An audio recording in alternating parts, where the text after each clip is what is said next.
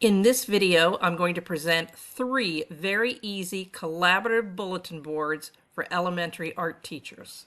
I use these bulletin boards at the end of the year because I can leave them up and have them carry over to the beginning of next year until the students have had time to make some new art. These are also good bulletin boards to put up in an area that you're not going to change that frequently because everyone can participate in it and it can last all year. Our projects are torn paper collage, a doodle tree, and letters inspired by Klee. Let's start with the torn paper collage. I've done this one at a couple of schools and I really love it because it's portable and it can last a long time. I have made this at the end of the year, had it carry over to the beginning of the year, and you can move it to different spaces. You're going to need poster board, a big black marker, paper sorted by color. I have used printed scrapbook paper that's left over from other projects that I've done. So you can look around your room and see what you've been saving all year, maybe construction paper scraps, or you might have some printed paper or some painted paper, or you could paint paper specifically for this project, and a glue stick. In the first step, take the marker and draw the letter really big in the middle of your poster board. You want to make sure that the size of your letters is consistent all the way across. You can cut or tear the paper. In this picture, the papers are all mixed together, but what I like to do is get a whole pile of greens and tear them all up together and put them in a pile, and then a whole pile of reds, put them all together. Your papers don't have to match exactly, but you do want to have them in a general color theme so that once it's all assembled, you're going to be able to see the letter clearly. I have my kids use glue stick, but you can use whatever glue works for you. In this version, you can see that I painted the S with tempera paint and just had the students add the one color all around. But at my next school, I just did an outline and had them fill in the letter with a color, the background with a different color, and then do an edge in black. And I think it worked out really well. This is a great project for early finishers or a great collaborative project at the beginning of the year. Everybody working together, some people cutting, some people tearing, some people gluing, everyone working on a different section and a different color. My next board is inspired by Klee. I make this bulletin board in conjunction with a regular second grade project where the students are making their own names. And then I have early finishers help me with the letters that are going to make up the bulletin board.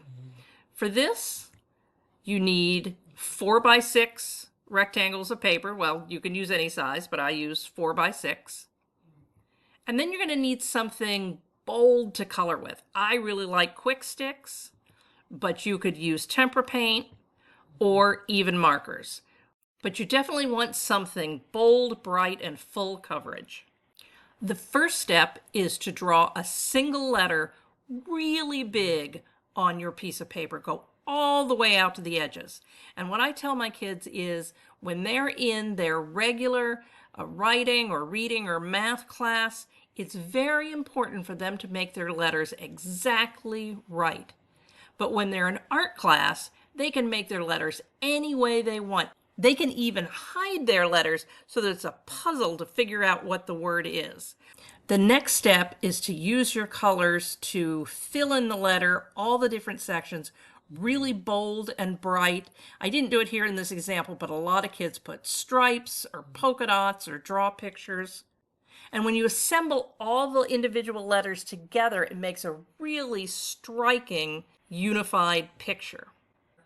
The great thing about all these individual pieces is that you can select just the best ones.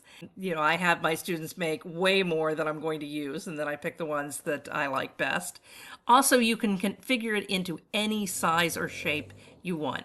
A large, small, long and straight, tall and skinny, a big rectangle board or a rounded doorway. And the fun thing about it is that it makes sort of a secret puzzle that the students have to look really closely to see what it says. This example says Willow Oak School. But of course you could do the alphabet a school motto, or welcome back. My last bulletin board is the Doodle tree. This can be especially good to do with younger kids who don't have the fine motor control. If you look closely, you can see this whole tree is made up of leaf cutouts that I have cut out after the drawing was already done. The first thing you need is any paper you want.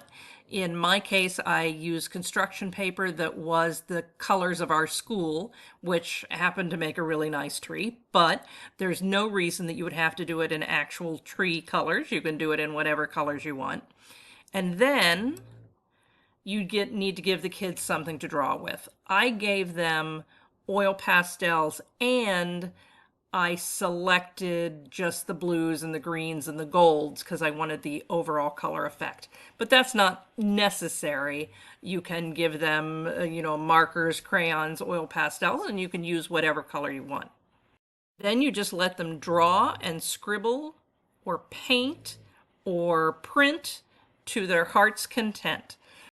At this point, you're not worried about the leaf shape. You just want to amass a pile of paper that is colored and covered as completely as possible with the student's artwork. Because then what you're going to do is take your scissors and just cut everything up into large leaf shape. It's going to look better the more of that sheet of paper that is covered with some sort of marking. After you've got a big pile of these leaves, you just, make your basic trunk shape and staple it all together. You don't need to do a lot of pre-planning. Just fill up that board.